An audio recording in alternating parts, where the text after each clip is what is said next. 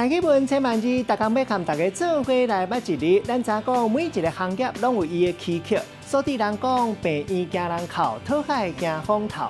今仔日要甲大家小解这一日，咱同齐来看到，这个就是哭，读课后哭第3条。哭就是因为悲伤、痛苦或者是激动流目屎，咱讲是哭，卖当讲是吼。也毋过认真讲，一般吼是形容有哭出声的形，放声哭，卖当讲是啼哭。啊，若哭的声，咱会当讲是哭声，疼甲哭出来，咱讲是哭疼。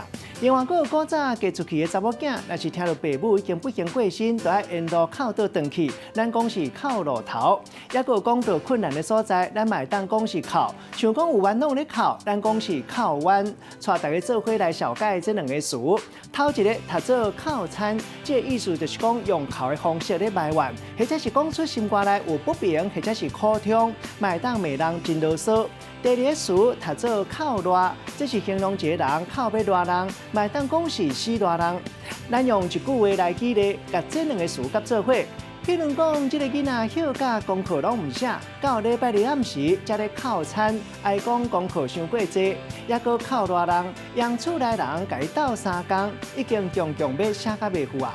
今仔日小解这一日读做哭，提供予观众朋友来参考。